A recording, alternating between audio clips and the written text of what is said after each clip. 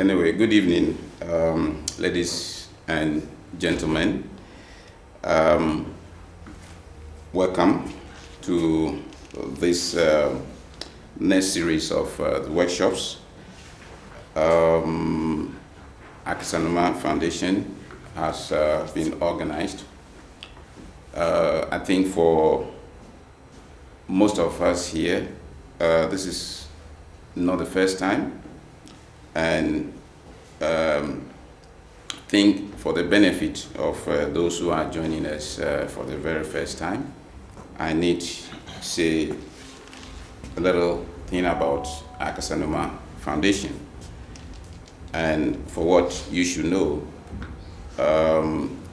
Akasanoma Foundation is a successor organization, we say, to Sikaman that existed up to 2010 as the pioneer organization within the Ghanaian community. And 2010, when for unavoidable reasons, Sikaman has to phase out, based on the recommendations of the Amsterdam Southeast District Council, we set up Akasanoma to take over the functioning of Sikaman. Of course, for many within the community, the name Akasanoma is synonymous with the Akasanoma, the radio. And it stands to reason that the organization should take the name when the idea came up to set up the organization so that it becomes a good connection to run the radio. So Radio Akasanoma operates as the mouthpiece today of Akasanoma Foundation. Our activities goes beyond just the media thing that's the radio. So we have an office at Frankema 8, number 2, and it's of course open to Ghanaians in particular, but all Africans, and of course people of Western origin are also welcome. We run walking consultations on a whole scope of problems within the community.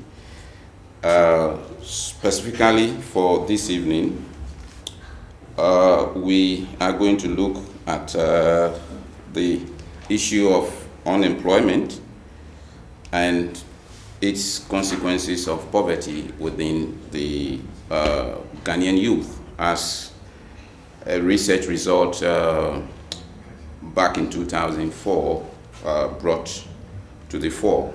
And Akasanoma, we've organized 2 sessions in 2014.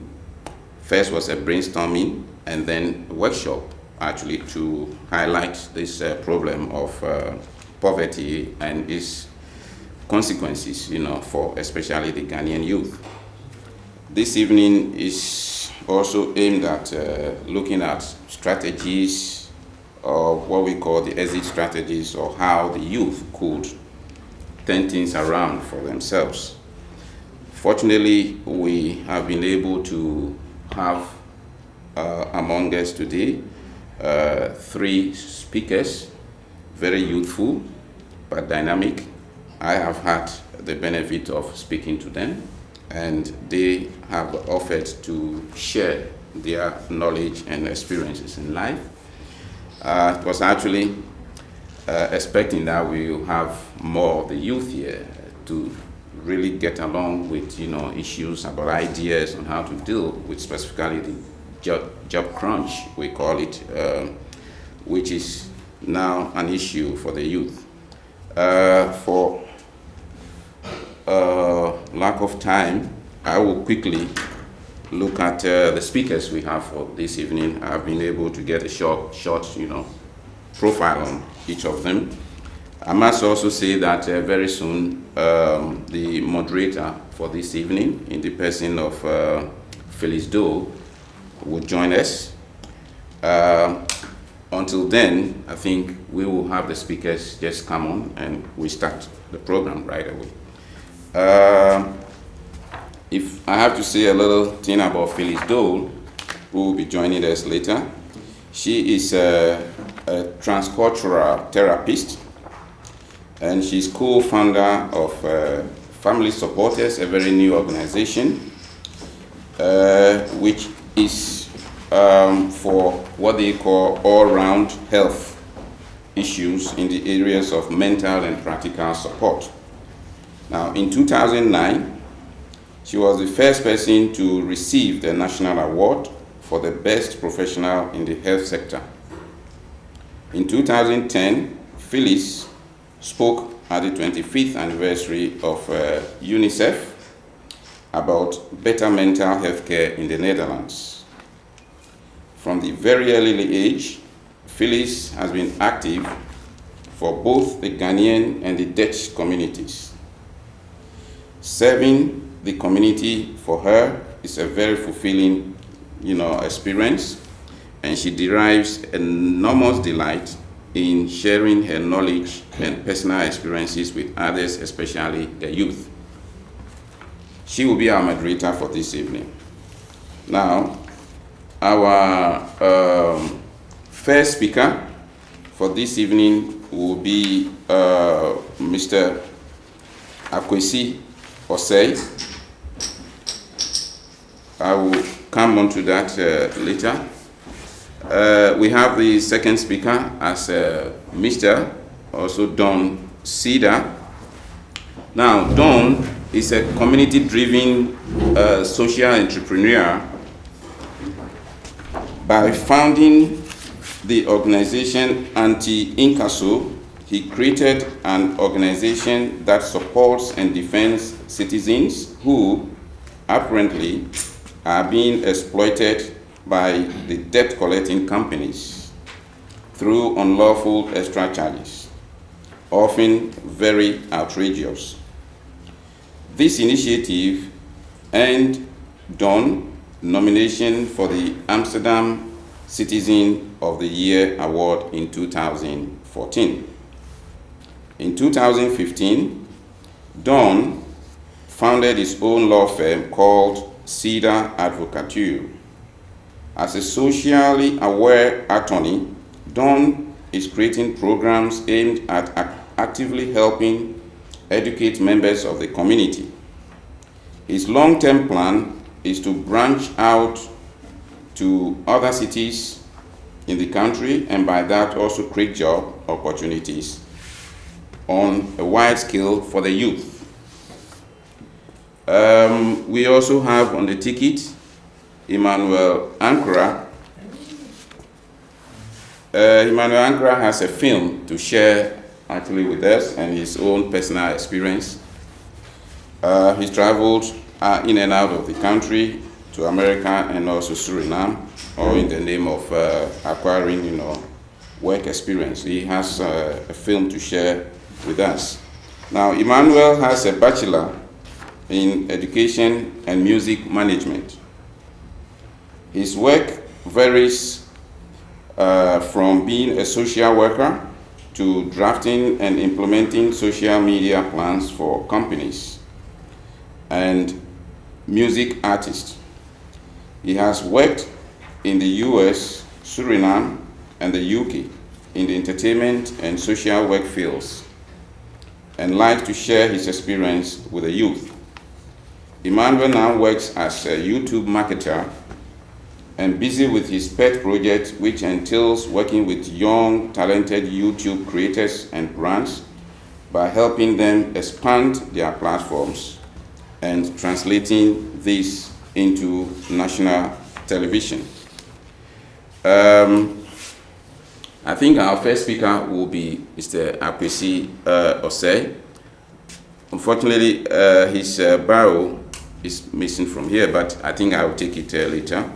Don, I think we swap the presentation so that we can have Don speak, and then you come up when I get hold of your bio.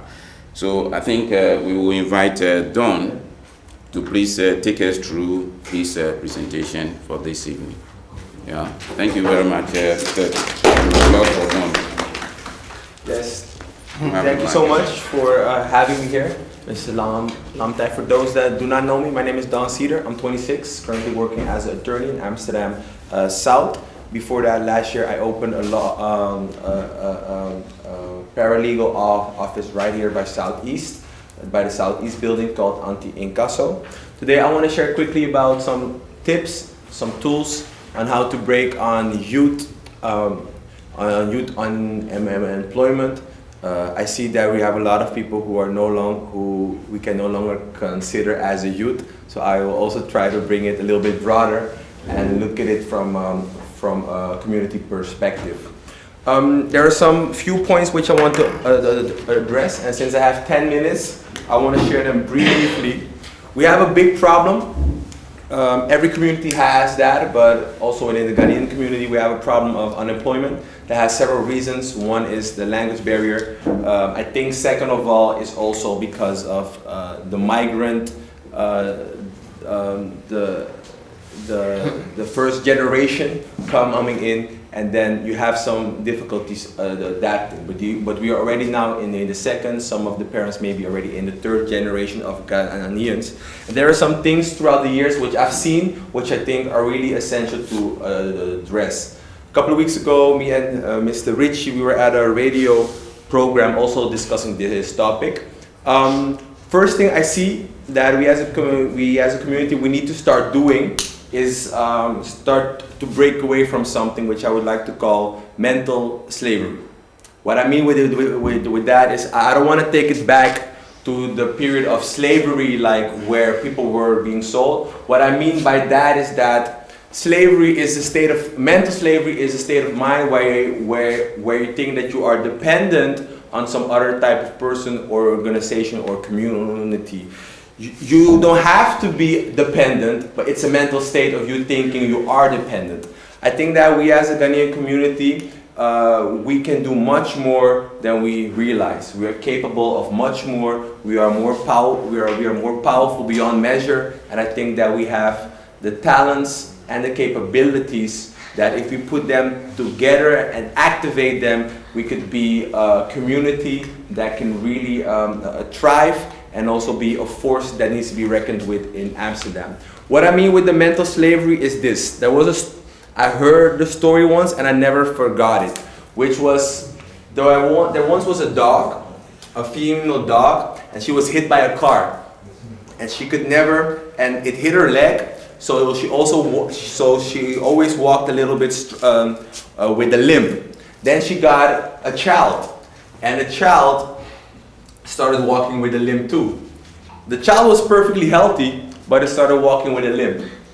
When other dog asked the child growing up, why do you walk with a limp? The dog said, because I see my mom do it. I didn't know it was possible to walk normally. So what we need to do to break free from that type of mind state is that we need to realize that it is possible to use our full potential to maximize our capacity. So the first point which I want to address is breaking free from that mental slavery that we are dependent on organizations, we are dependent on a different community outside of the Ghanaian community, and that we are dependent on maybe Dutch people that we often rely on. I want to evoke the entrepreneurial spirit in the community, because I think that we can be a self-sufficient community where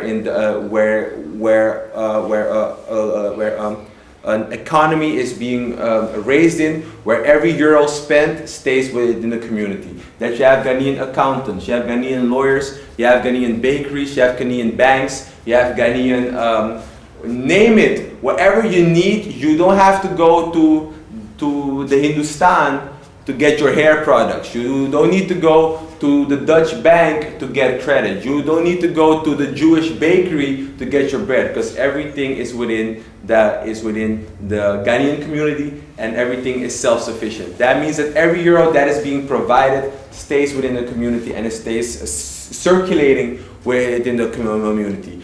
When you look at the Jewish community, that is something which they have which they have practiced and has also made them thrive in whatever place they are, because they are very community driven. Everything they do, they try to do it within the community.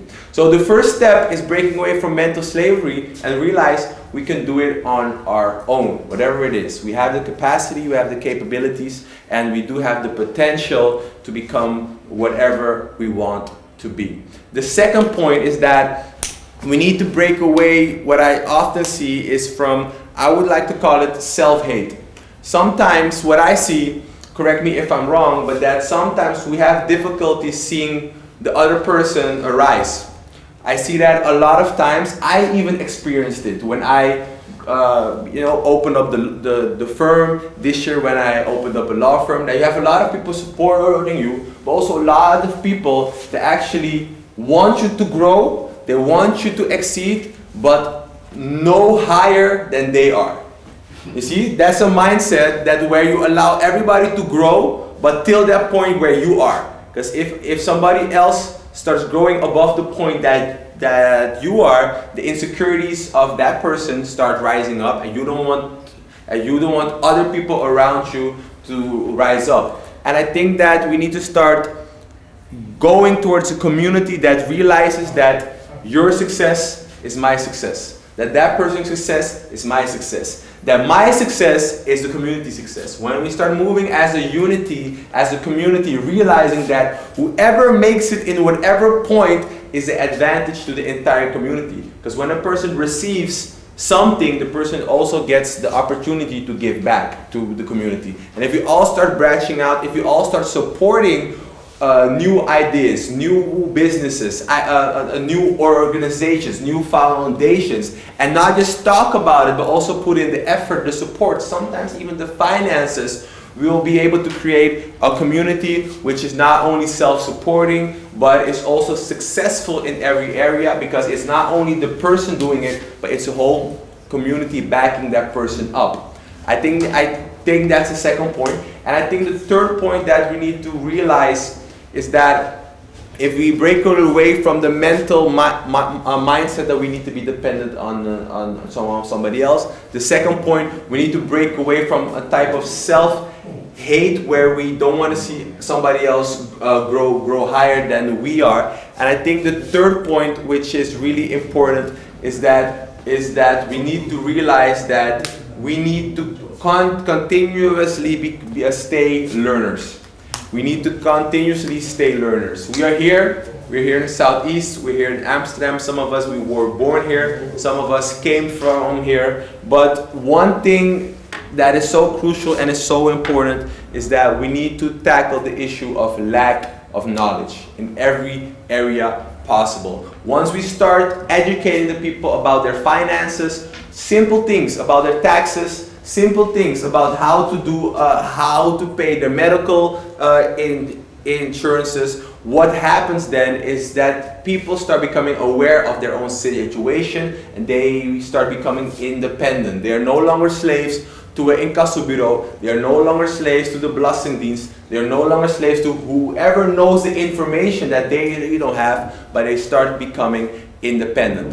That's why when I started in incasso, the goal was to help people who are in trouble, but at the same time, every month I gave free classes where I educated the people what happens when you get an incasso brief. What are your rights? What are your opportunities? What does the law say concerning your legal position? So I was educating the people because I realized that if I keep all the information, only I am going to go forward. But if I share the information, we're all going to go forward. So I needed to realize that knowledge is power.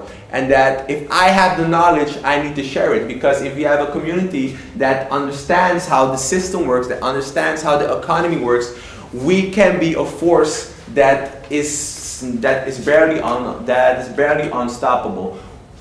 Whatever field we have, if you're in economics, if you're in a legal field, in the medical field, I think we need to create areas where people can get educated. And we don't have to go to the universities to get our knowledge. We don't have to go to force schools to gather knowledge. What we can do is if we start creating points within the community where we can educate ourselves based on the knowledge and information that we have, then I think within a relatively short time we can cure a lot of little child diseases within the community which have been plaguing our community for a very long time. Knowledge is key, and it's also what the Bible says. My people perish, my people suffer because of lack of knowledge. So what I see is we need to become independent. We need to start loving and supporting everybody and everything else around us, and we need to start educating ourselves on every area that the system of Holland has to offer. I think with these 3 points, there are many more, but I think if we start debating and start thinking about how we can implement these things, I think within a relatively short time that we can advance ourselves to a point where the Ghanaian community will have a lot of influence, but not only that, also a lot of actual physical power, and also people in key places which the community can use to their advances. I want to leave you with this, that somebody said that that was Mandela who said it. It's always impossible until it's done. And I think that it might seem far-fetched, it might seem like a vision, like a good idea, but I can assure you, if we put our hands together and if we start implementing these 3 points, I'm sure that within a couple of years, the Ghanaian community will be one of the strongest of Amsterdam, and then within a short period of time, even within the Netherlands. Because even when you look at the numbers of the Ghanaians in Amsterdam, we have a lot of people. So if we combine, if we unite, and if we smarten up, we can be a force that Amsterdam will have to recognize and will have to facilitate. Thank you. Are there any questions, ideas, contributions? Maybe you disagree on something, which is perfectly fine. Oh, we will get it later. Oh, I'm sorry. Workshop. For those of you who will be wondering what a white-faced, speaker will be talking about, Don is Ghanaian born. Well, don't let his color deceive you. So I think he's well versed with the community, and he could speak with authority on especially the youth. I also need mention his age. He's an attorney and he's 26 years. I left that out. Our next speaker, but I think when we're done with the presentations, then we go into the workshop segment. So I think your questions, you can just note them somewhere. We all come back and do the brainstorming with Phyllis moderating that segment. Our next speaker will be Mr. Akwesi Osei. I think I didn't have his profile, so I just skipped that. Akwesi Osei is a financial inclusion and education advisor. That's what he sees himself. He specialized in policies and programs for children and youth. He has a bachelor degree in communication studies from the Ghana Institute of Journalism, and graduate degrees in sociology and international non-governmental organizations from the University of Amsterdam and Webster University Leiden, respectively. That means he did his sociology in Amsterdam, but the studies in the NGO, he did that in Leiden, Webster University. Now, he's also a social researcher in migration and ethnic studies. He has since 2012 conducted 2 major academic researches on the Ghanaian ethnic community in Amsterdam. He has considerable experience working with children from Ghanaian migrants within the Amsterdam Burma community, and has been a regular speaker. I mean, those who have been attending our sessions, he's been a regular speaker on Akasanoma Foundation's workshop series on parenting, he's been a speaker when we looked at parenting. Also, the last year, workshops on unemployment and poverty, and that is within the Ghanaian community. He works now as a financial, policy officer with a reputable, organization within the Amsterdam here. So I think we can now have Mr. Akwesi Osei to take us through his own presentation, please. Mr. Akwesi.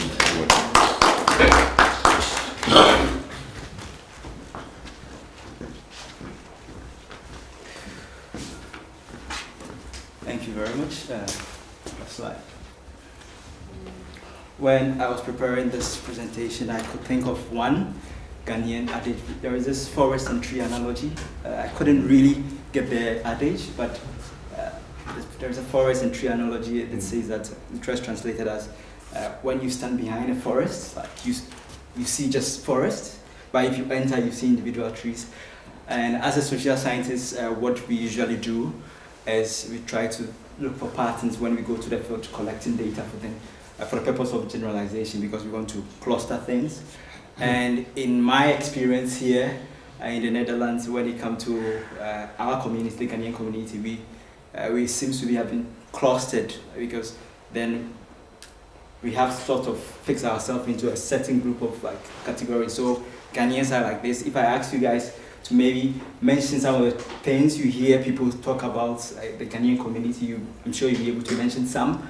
But then, next slide. So I'll skip this one. So as I said, if I ask you to mention some of the privileges we have about Ghanaians, or even Dutch society, Dutch, you'll be able to mention some. But then, as individuals, you would agree with me that we are different. You cannot just stand behind like a forest and say every tree is, say, a mango tree or something. We have our individual traits, but as individuals, oftentimes we fail to recognize that uniqueness in us, and because of that, we sort of go with the crowd, and that's sometimes very to our disadvantage. It doesn't really help us as individuals, because in sociology we call something, or social science we call something groupism, because we want to belong to people. We tend to sort of do whatever the crowd does. We want to be accepted by everybody, so we don't challenge the norm, we don't challenge the status quo, so we just move along. But the essence of this presentation is for us. I was hoping a lot of young people will be here, but I was hoping at the end of this presentation, I want us to see ourselves as individuals first, and then second as a group, as a community, because it's only when we've seen ourselves as individuals that we, one, recognize our unique qualities in us, and we're able to work on them to really help the community Don talked about. So I mentioned groupism, which is a tendency of us, of members of a group, to just agree with each other and not to contradict each other, because of the idea we want to belong. Everybody feels to be cool. We want to be accepted, and as I mentioned earlier, groupism does really have negative effect. There are some positive aspects to it too, but then we should also be mindful that it's also still for our personal growth and development. And what I have noticed in the community is that where we feel the need, especially among the peers, we want to be really accepted, we sort of ignore whatever skills or whatever individual traits or qualities we have in us. We just let it go and accept the general norms. And we know what sometimes this results. People are unable to develop themselves because they want to be accepted, and they don't want to be considered a strange person among the group. Next slide. So like I said, I want us to be the tree that one sees among the forest. So I was looking, when I was preparing this presentation, I was looking at the Amazon and pictures of the Amazon, and I came across one picture that was very, very striking. Unfortunately, the quality was not that clear, so I couldn't use it. But then, in the mix of the forest, there is a tree looking like more like a yellowish, brownish tree, and that is what you can see. There's a lot of greenery, but then the uniqueness of that tree is out because of its color, because of its differentiation, and that is what I would want individuals to see themselves. We are part of the community, but then we should also notice that our personal traits, our individual qualities can help us. So what does it mean for us to stand out, to be the tree, that tree in the forest, and what does it mean, what does it take to stand out? I know there's going to be a workshop session, but then I would want to ask just one or two people, what does it mean for you to be the tree in the forest, that particular tree? If we can just get one response. Just speak my mind. Yeah, just. I just gave you, just speak my Just, mind. yeah, that's one, yeah. Okay, so. Yeah. Well, I mean, be prepared to, take a stand, because, we can all, the majority over here can decide that, we do it this way, but you look at yourself, I don't prefer that to come out, and well, I prefer this instead of that. Yeah, and so- let it be known. Yeah, going against. Often standing out, or most often leads to marginalization or Yeah. being called names. It is, but then I was also reading about the founder of Facebook, and there's a quote I love often saying. He says, I've never wanted to be cool, because like if he was wanted to be cool, he wouldn't have done what he has done. And so if you want to be part of the group, accept whatever everybody, the majority accepts, you will always be in a majority, but no significance in society. And here I'm more interested in the self-actualization and self-esteem. This is the Maslow's theory of need. I'm sure a lot of you know about this theory of need. And basically Maslow wanted to know what drives people. And he came up with this 5-step model, as you can see there. But my interest is more the self-actualization, which is more achieving one's full potential, including being creative.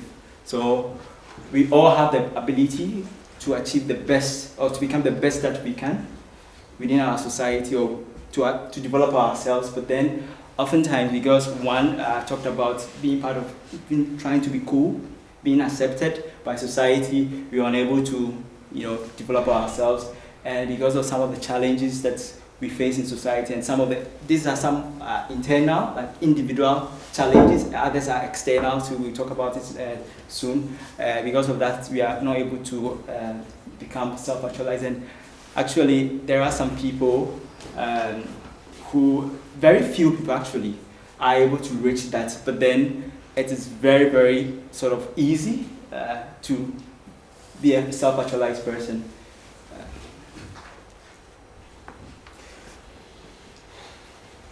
So we're talking about self-actualization. That's becoming the best that you can be in society. And the question is, how do you do that? And you also might have heard of the SWOT analysis too. It's something they use in marketing and also in business.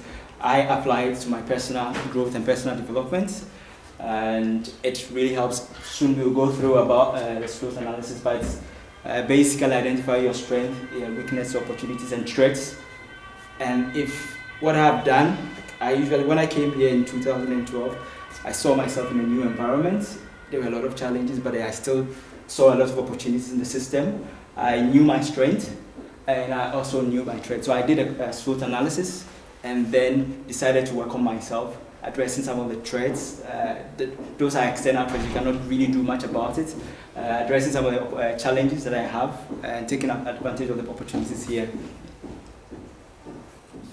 So this is basically a diagram of the SWOT analysis, and I advise that if you haven't done it for yourselves, it's really good that you do it. So you identify your strengths, opportunities, your weaknesses and threats. And for me personally, after doing this, I was able to really do things I've been here for about close to 4 years, but I can say the things I have achieved here in 4 years, people have been here 20 years, they have not done it. It's not because I'm special or anything, but it's because just I'm taking pragmatic steps, knowing what my strengths are, and working on my weaknesses.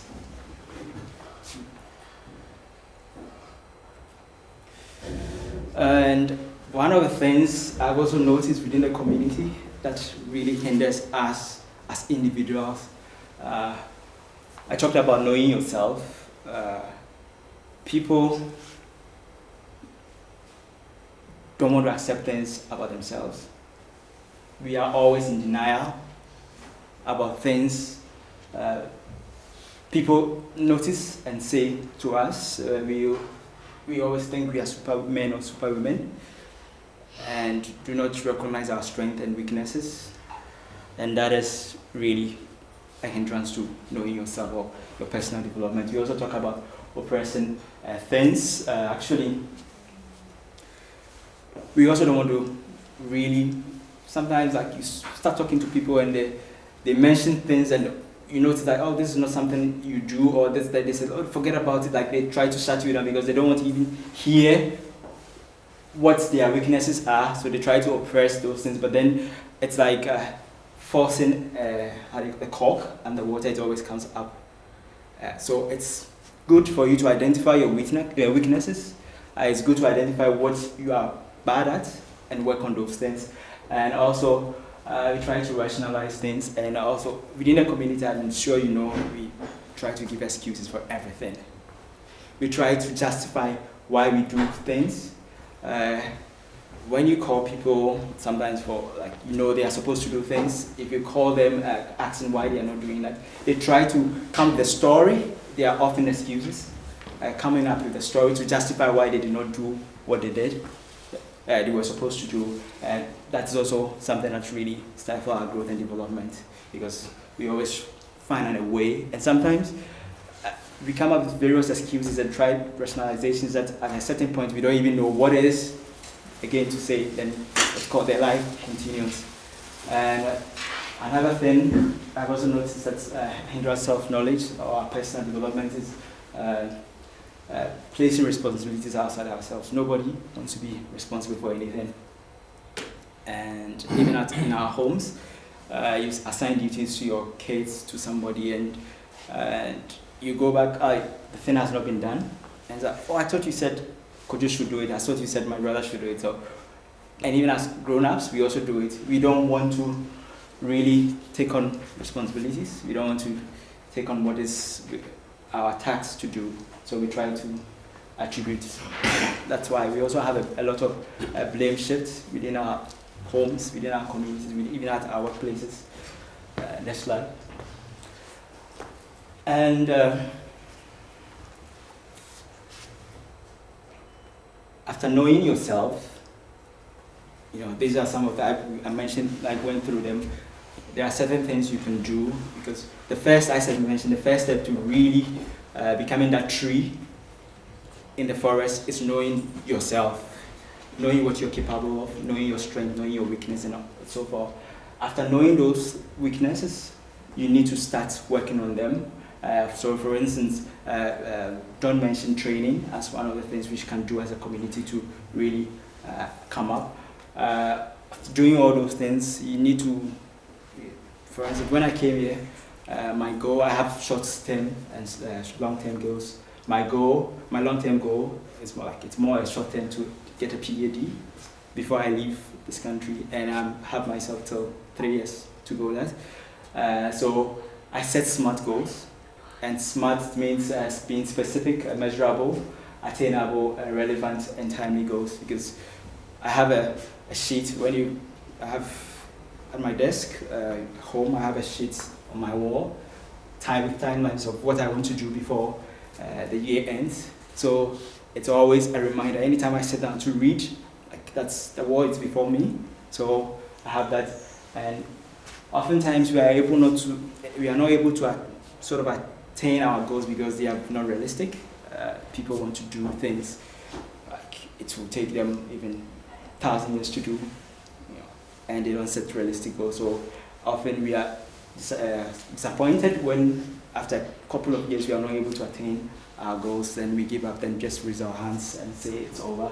But yeah, we need to set smart goals, and that are goals that are very measurable and attainable, relevant to other aspects of our lives. Because for me, what I do is I have a broad goal, long-term and short goal, long-term and short-term goals. Whatever I do should be directed towards these goals. So it's not like I want to be, say, have a PhD, but then I want to work and not think about school.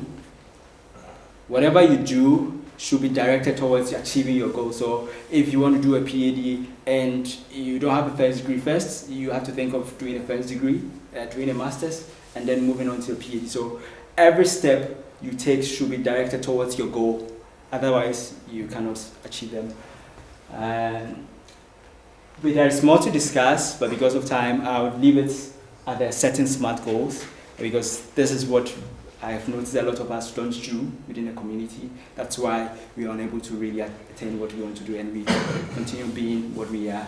But as Don said, Ghanaians are about 40,000 plus in the country, and imagine if we all identify our individual skills, we are all able to utilize them to the benefit of the community. We can really be the Chinese of America, because they have their own Chinatown. They have even Chinese banks in America and other things, and we give loans and everything to their own ethnic community. So this is what we have to do.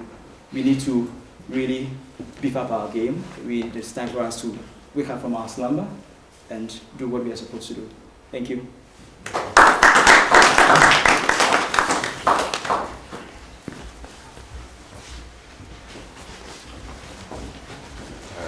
Thank you very much, Mr. Akwesi Osei. I think we have some few faces that have joined in the course of the program. I need mention that Phyllis joined in, Mubarak is here, and I know the other new face is Natasha. Our next on the program is Mr. Emmanuel Ankara. For the benefit of those who joined us new, I will just say something quickly about Emmanuel. He's 31 years old and has a bachelor in education and music management. His work varies from being a social worker, because he did in Dutch they say pedagogy, and he's a social worker, and he drafts and implements social media, plans for companies and music artists. He has worked in the US, Suriname, and the UK in the entertainment and social work fields, and likes to share his experience with the youth. He now works as YouTube marketer, and he's busy with a pet project, he calls it, which entails working with young talented YouTube creators and brands by helping them expand their platforms and translating this into national television. Emmanuel is going to show a short film, and thereafter he's going to share his experiences. He's specifically going to talk about how Akwesi used the word smart, about how to build and enhance yourself, the tricks in building enough qualities. Because the issue about job is, even in this time of job crunch, getting one is one thing and keeping it is another trick. So you must have both, how to look for the job and how to keep it. So I think we will have Emmanuel take us through that phase of how did he do it, what is there more for those who are still sitting on the fence to be able to get in and find something doing, and again how to keep it. So Emmanuel, the field is yours. Yes. I want to thank everybody for attending. And before I start, We already had like 2 presentations, and the 2 things what stick with me was entrepreneurship, or 3 things: entrepreneurship, building a community, and knowing yourself. Those are the 3 things that stick with me, and I would like to build on those foundations.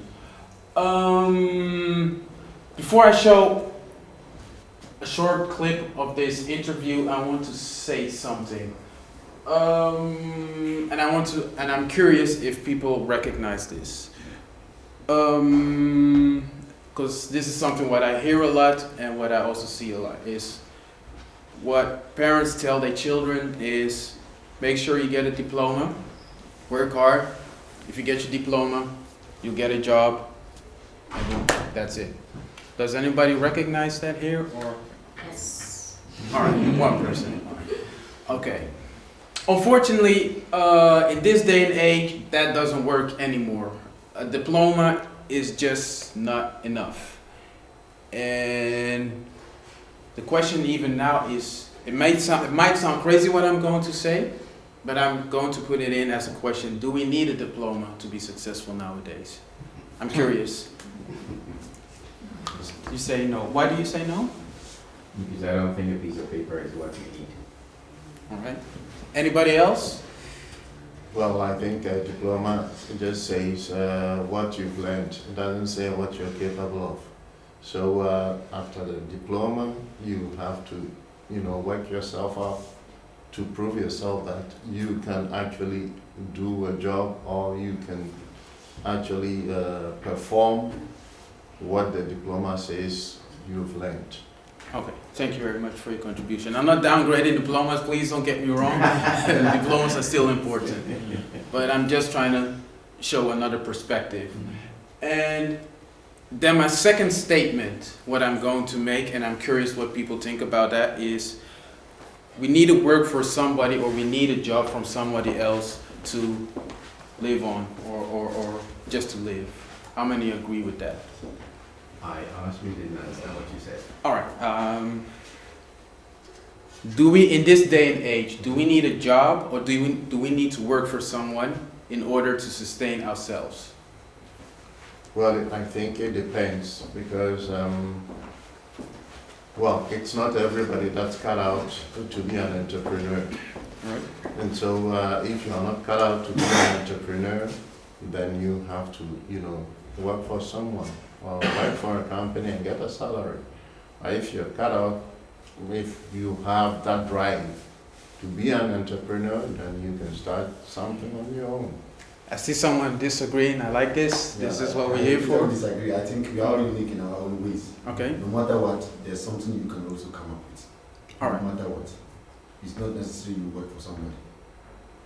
Well, I didn't say you have to. I said if you are cut out to be an entrepreneur, if you can work for yourself, and that is something you have to feel it. You see.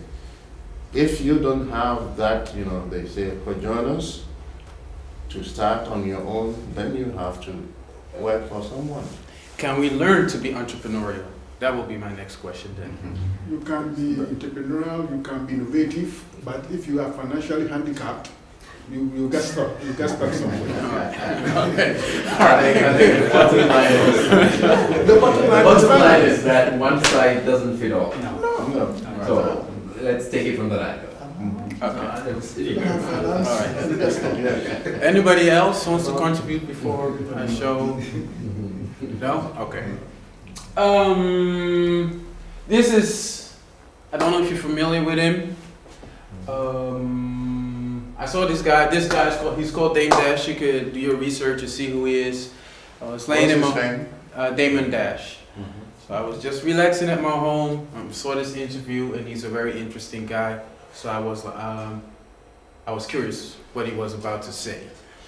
And he said a lot of things what I don't agree with, and he said a lot of things what I agreed with.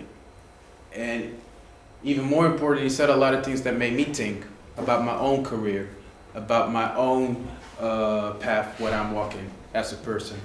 And so you might not agree with everything he said, but I just want to see this 1 minute where he's talking. So if Now, let me ask you a question. There's millions of people out there that don't have that opportunity They and all have the opportunity. a boss every day. So you basically saying because they have a boss, there's no pride in it? I think because people on the radio tell people. What was in my mind was ownership. Ownership is very important in this day and age. Another thing what he's saying in this interview is the first generation came here to make sure that, you know, for a better living and make sure that their children will have a better life as well here. But one thing what stuck with me was ownership. If we die as, okay, I'm a second generation, if I could say it like that, but for my children, if I die, what am I going to give my children? And that was something that really stuck into my mind. And that's why it changed my perspective on having a job and also seeing stuff in the work field of having a job. Because back in the days it was, you were safe with a job. You would get your diploma, you would work 65 years in the Netherlands, you get your pension, and kumbaya, and you could relax and you could enjoy the fruits of your labor. Nowadays it's not like that because of the cutthroat economics. You might even be 60 and you think, or 64, you think you have 1 year and they'll say, thank you, sorry, but you have to leave. And what do you have? Nothing.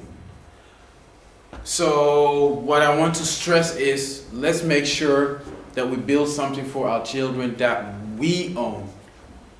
And maybe some of us will be thinking like, okay, Emmanuel, but how do I start if I don't have money, if I'm poor, or where do I start to own something?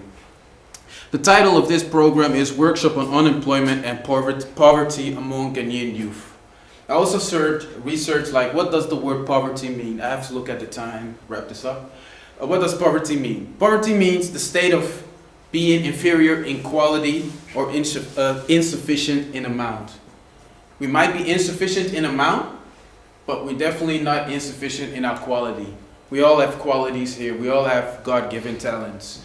And just as my brother Akwesi said, that's why we have the SWOT analysis, where you could look what kind of talents you have and try to make sure you could use that to generate an income for yourself and have ownership. I'm not saying it's bad to work for a boss to have a job, because I have one as well. But I'm building on my own thing because I want to own something. So nobody is poor. That's something what I want everybody to know. Nobody's poor because we all have qualities. And what he said was direct to consumer. So now with the internet and everything around us, there is almost no reason for us not to have fun. Like I said, I work with YouTube marketeers, and I've seen it with my own eyes. 16-year-olds just making even more than I'm making. Or like 18 years old, 20 years old, just having their own job through the internet. So the internet creates a lot of ways for us to directly connect with people and sell our product or sell our talents, like Don, who is sitting there, who has his own company and gives advice and helps people as a lawyer. Brother Akwesi also touched on some points. It's important to know yourself. And sometimes we're in a situation when we are unemployed, we don't know what to do, and it gets cloudy before our eyes. One thing what is important to do is to remove the scales of your eyes and see reality as it is. That's the first step that you have to take. And then the second thing what you need to do, what Brother Akwesi as well said, is make a long-term plan and a short-term plan with SMART goals. Where do you want to be? And discover your calling is what I will add to that. And it might, like I said, it might not be easy to start something from the ground up, but there's a way to it. And the most important thing is apprenticeship. Apprenticeship and internship. And I would say that means taking a job where you learn your skill, where you cultivate your skill, but always have in mind your boss will not take care of you. You're your own person. So you're learning, but you go and you learn it. Everything you learn, you're taking that for your own avenue. Value learning over money. And self-reliance is very important. Like I said, your boss won't take care of you. So that's something what we have to take in mind and teach the youth as well to be more entrepreneurial. And sometimes it can get hard working for someone, learning your skills, getting underpaid. But what I would say out of own experience is like respect the process through trial and error. You know you have a bigger goal and you know this is just one step in order for you to achieve your big goal. I have to wrap it up. I would really like to share my own experiences, but time won't allow it. If you have any questions, let me know afterwards.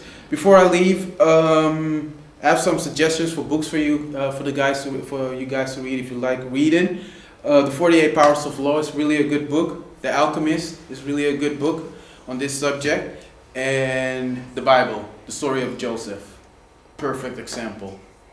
He knew what his goal was, but he went through trials and errors, making him ready for the big moment. And that's why I want to leave it back. And I hope that you learned something. Thank you. Workshop session, and that's going to look strictly at ideas on how youth can, what I call, break the odds. I mean, the challenges they face with looking for jobs. We're going to see the prospects and possibilities of getting around, to do that. But I think it will be appropriate, those who have specific questions to ask the speakers. We will spend just about 5-10 minutes to take care of that, and then we enter into the workshop segment.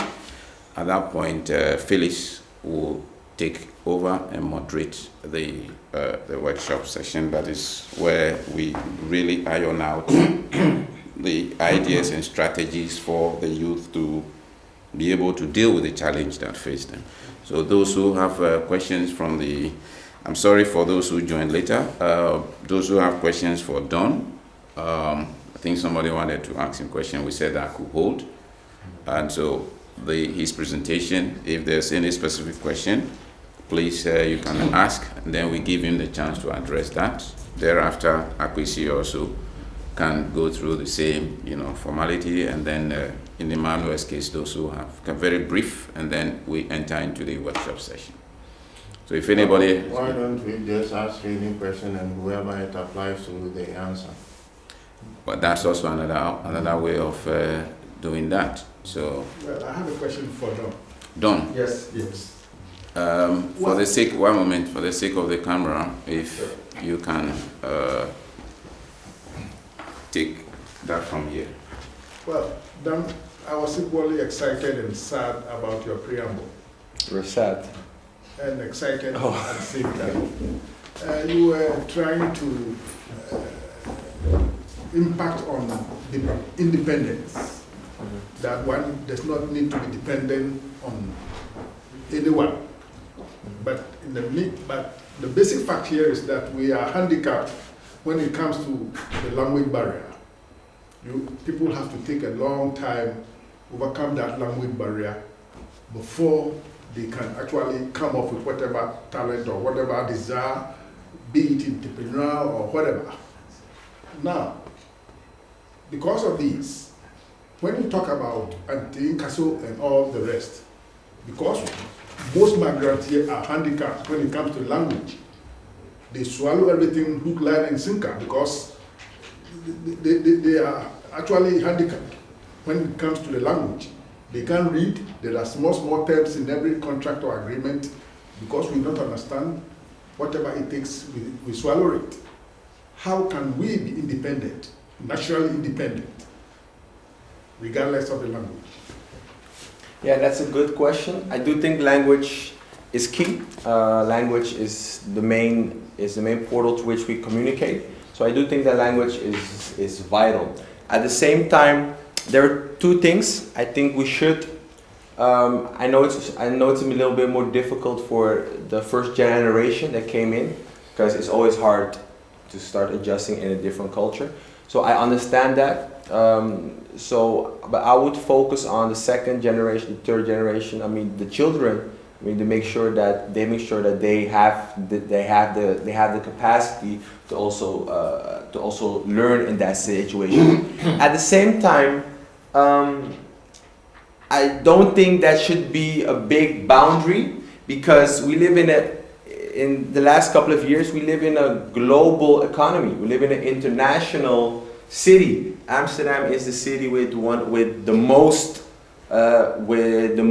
nationalities in one place on the entire planet. New York was number one. Amsterdam took over 3 years ago. So so the English language is more important in Amsterdam than anywhere else in the world.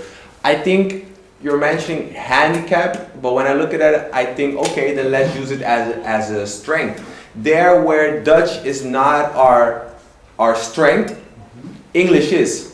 And there where the strength of the Dutch is Dutch, English is not. So we don't have to focus on the market where they are focusing on, but we actually have a bigger market. Because the main language, we as a community, we have that very strongly. So we can communicate even on a broader scale. So I don't think we should limit ourselves to the Dutch market.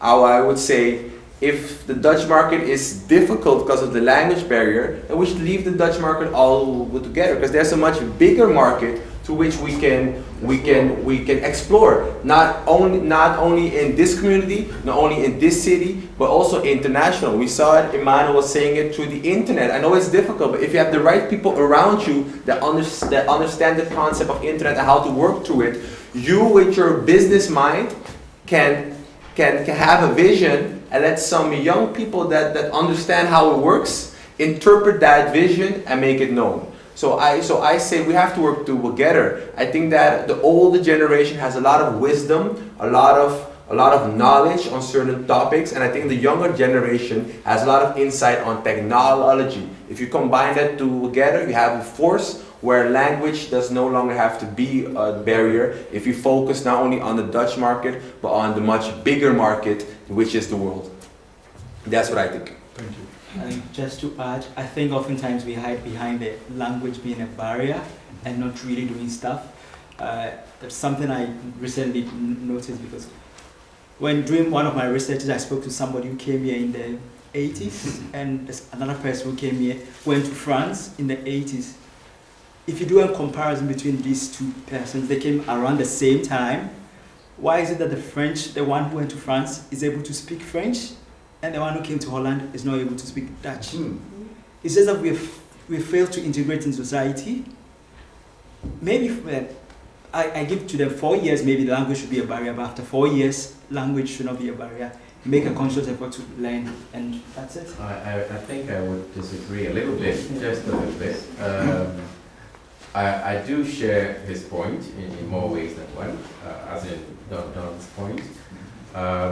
Language should never be the barrier, never.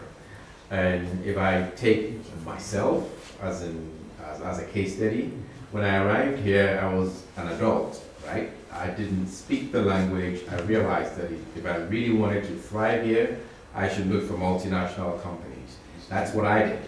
So the language wasn't something I was focused on.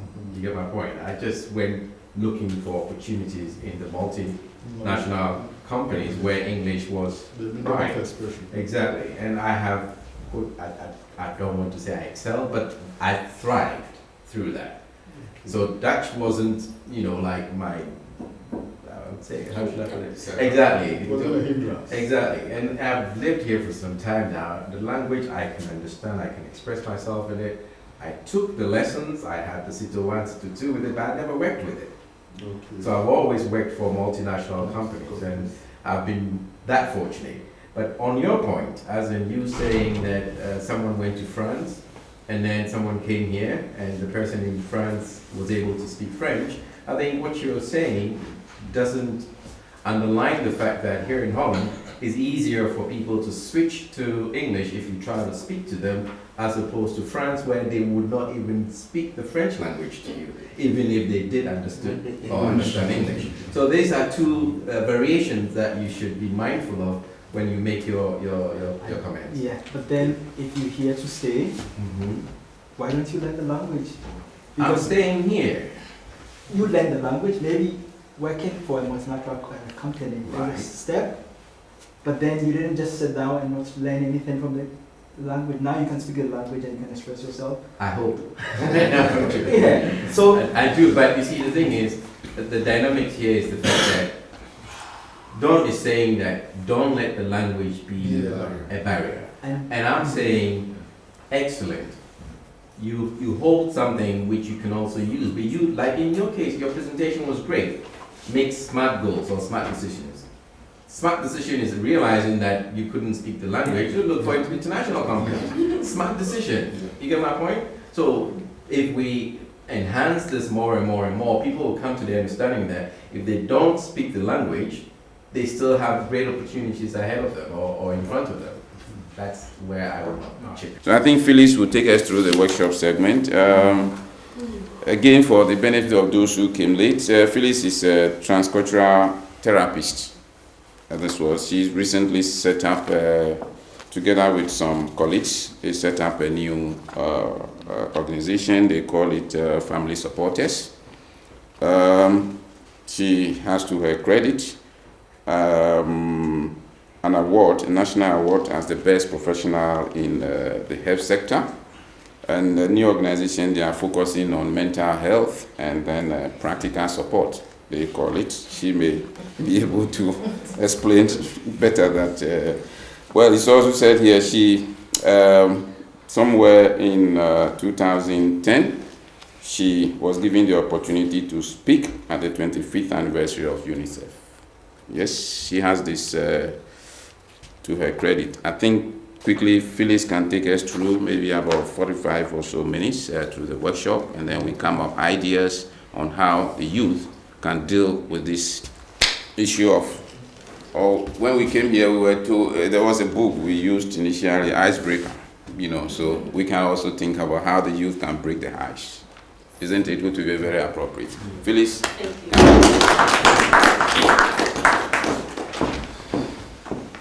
Well, good evening all. Thank you for coming. Well, I was sitting there and hearing all those discussions. I really wanted to jump in and say what I think about all this. I find very interesting what was happening here, one thing. I think what the lady there already said, we keep on repeating this. And I think that's a confusion because there are problems of the first generation, but we are here to talk about the youth. That is, most of all, the second generation, or even the third generation Ghanaians here in the Netherlands. And we are facing unemployment, we are facing poverty, and if we are speaking about poverty, we are not saying not enough money.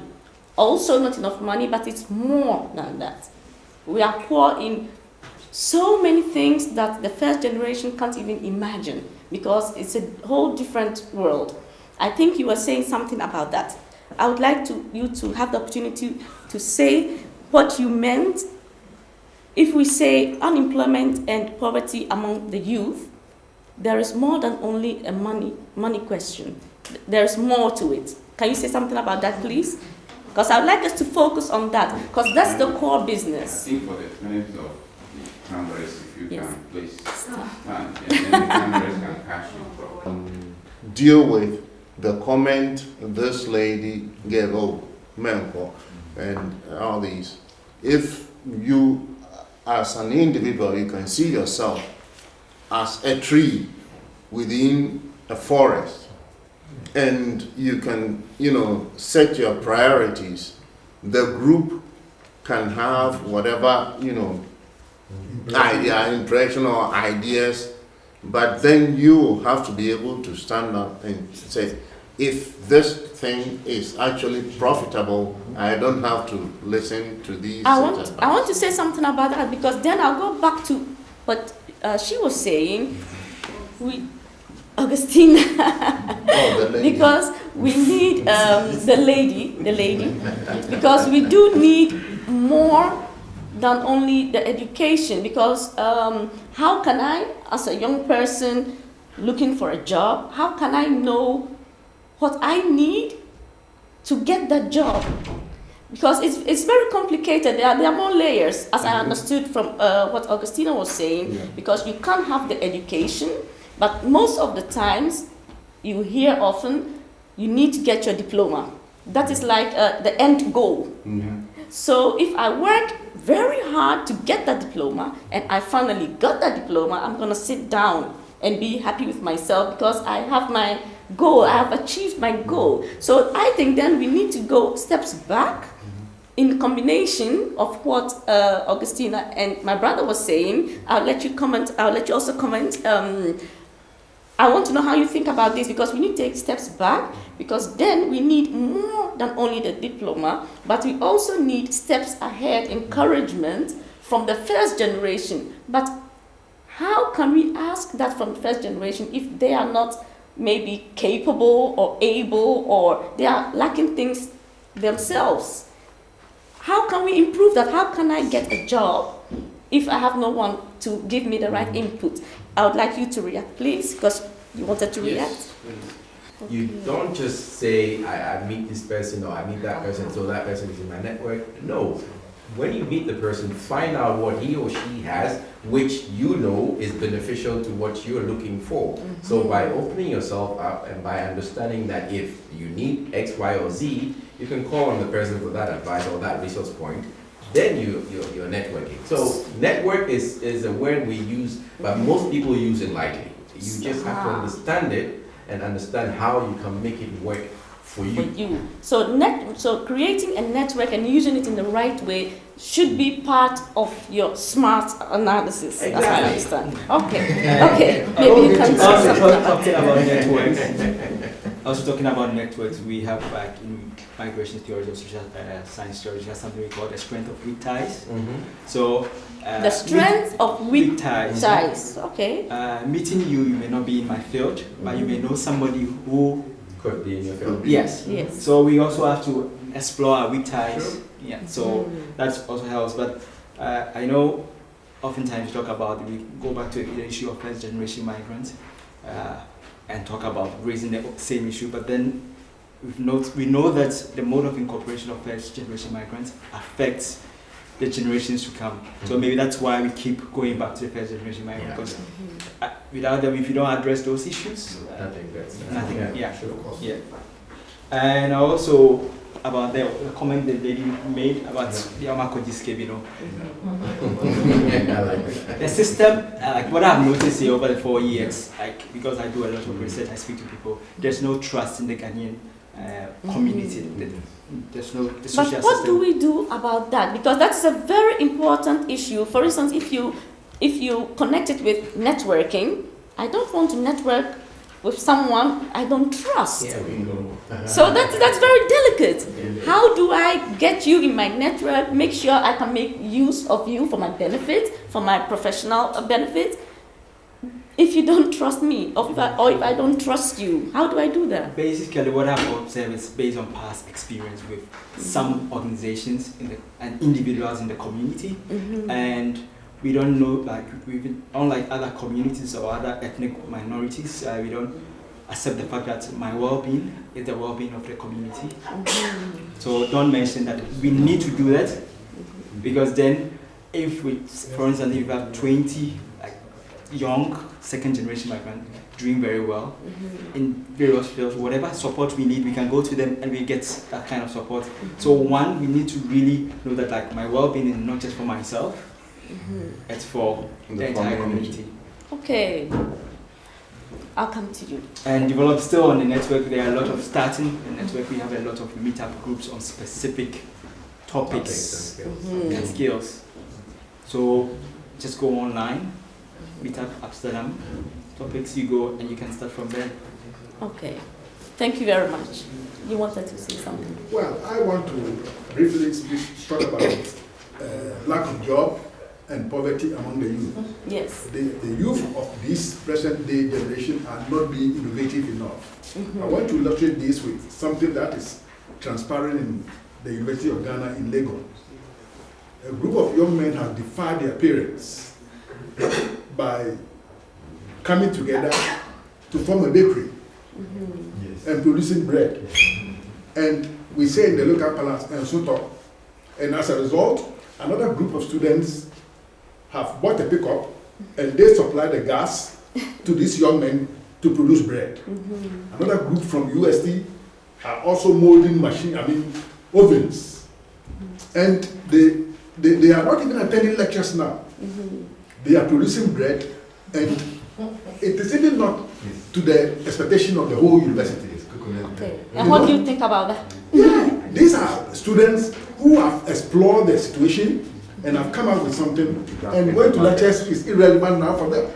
But how would you, this is very interesting. Yeah. Let's say I'm your child.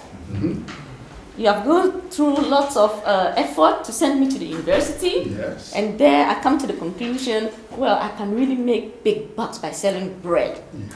And I don't go to the lectures and I'm selling bread. I'm saying this because for you. Yes, that's what I want to hear. Because I think the Graduates Association now. the reason, can we keep it plenary? I'll come to you also. The reason that I'm asking this, because I find it very interesting. Someone else asked before, do we think education is the only way to success? No. No. So this is but I think there's more to it than only success. Also, but I think it's also the honor of the family, how people would talk about you or your child, or you want to respond and then I come to you. Yeah, you see what he said. I think the focal reason of the parent is to make you a better person. Yeah. And if you are there and then you started with your own cognitive magnanimity, you understand, to do something better for yourself and stuff. Look, the school I attended in Kumasi is called Cambridge. The owner of the school proprietor, every day he will tell us, look, my school that I am a Form 4 or is it Form, yeah, but look at what I have built. And I have employed PhD holders, I've employed masters, I've employed people with degree and stuff. So he's empowering us, even me. So ask yourself. And if you see the school, it has a basic, secondary, and then a training college. You understand? Then you say, okay, if I had continued my education with masters, with degree and masters, what would I have owned? You understand? Today, look at what I have owned.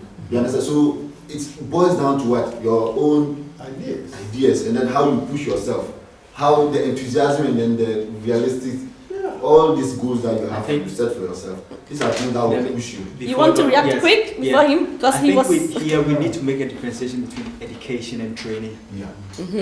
What a lot of us went through, especially in Ghana, is just education, just going through to get a diploma. But my experience here, it's more education, a combination of an education aspect and training. So you talked about apprenticeship. So you go to school for some time, depending on what course you're doing, and they give you opportunity to go and do an apprenticeship. So you acquire the practical skills. So when you have your diploma, you don't want to use the diploma, then you become an entrepreneur, you create something because you know how it works, you acquire some skills on the field, but back home you just go through it. Okay. Education, yeah. Thank you very much. Yes. Yeah, to comment on that, I think I read something and I thought it was funny because it was true. It was so funny because it was really true. And it was a picture and it says the African career options for the African child. Yes. A, doctor. 2, lawyer. C, engineer. Or 4, disgrace to the family. Yes. Those are the only options you have. And I experienced too. My mother always doctor, lawyer, engineer. But you became a lawyer. I became a lawyer, but not because she told me. But that's a mindset, and I think that she was saying something too. Is that school has become the goal. School was never a goal. School is an instrument to achieve your goal. Yes. But somehow, some way, we taught ourselves, or like I think the older generations, that school and education is the goal. And what happens then is when you finish school, then everything after that.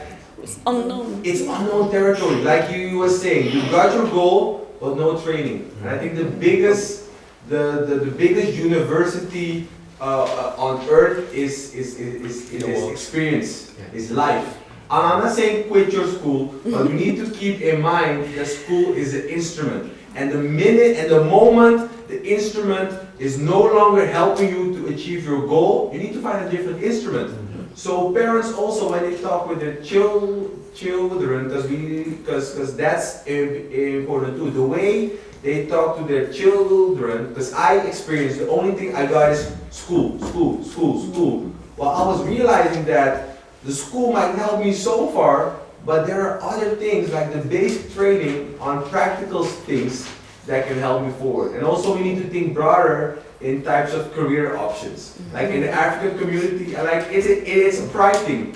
It's a pride thing. We need to become really educated, and then like what she was saying, the person that is selling bread, even though the person is making a lot of money, somehow, some way, the family will not respect it. And that's a serious thing. Like when you come with different career options, somebody says, Mom, Dad, I feel I have the potential to become an artist. I have the potential, I have the capacity to do this, to do that. If it's not education related, it becomes, then they start to disencourage it. So I think we need to look at it broader, that school is an instrument, never a goal. Yes. Thank you very much. Okay, work hard and make yourself relevant. So if I finally got the job that I want by making yourself be noticed, I need to work hard, but also make sure that people see that I work hard. Yeah. Make sure that when I'm not there, I'll be missed. Then when I'm not there, I'll be missed, so they'll call me back. Yes. So there are many, many things that's very important for the youth, the young Ghanaians, to get out of unemployment, to get out of poverty. It's not just about getting a job or getting a diploma. It's more than that. It's also thinking about your identity, getting a professional network, broaden your horizon in all the ways possible, focusing on the world as a market. I heard lots of things here. Broaden your knowledge, but also your skills. So it's not only about education, it's education and training. You need to do a lot of things just to stay out of poverty and stay out of unemployment. And I heard some things here that I think is very important for us to keep in mind. What can we do to help the youth do all those things? They are not here now, but I know they are watching. How can we help them achieve the goals in a smart way, as you said? And I think you said it very nicely. We need also to encourage the people we meet, encourage the youth. Tell them how we did it. How did you get here? What did you do? As you were saying, talk to everybody. Make sure you know the game, you know the politics. Talk, talk, talk, and also broaden your horizon, broaden your world. Network in the right way. Okay. We don't have Martin. No, it's okay. Thank you. Well, I took my... Please, can we round it up more formally? First, I think I need to thank you all for the patience, I would say, because it started late, and so now we're here. I think it's very clear that there is unemployment, there's poverty, it's a fact. Research has proven that, so it's not in doubt. I think what we've come to terms with again this evening is, much as education in the formal context matters, what you do with the education you acquire after the formal school system is what matters. And that's where you use your gumption. Okay, beyond just the theories and the formal, so-called education, you go through. I think there's a joke that a lot of people go through the universities or the formal school system, but the school system or the universities don't go through them. Right. And what that means is they just go and learn rote, just learn by rote. They come out and they are looking up to, God to create, the next step for them.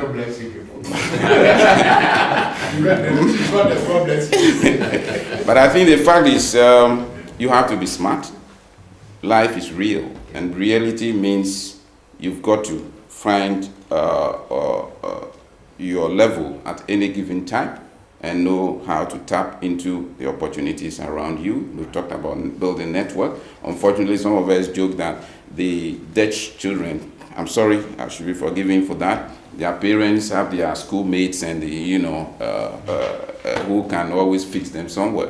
But the misfortune our young ones suffer is that their parents Many of them did not even school here, so they don't have the network to call a friend to fix them here and there. Of course, that is also a reality. But the other side of it is be creative, learn to make use of your circumstance to the best of your ability. So I think on this note, we'll call it a day, and thanks for coming. God should take you all back home safely. Thanks for having me. Amen.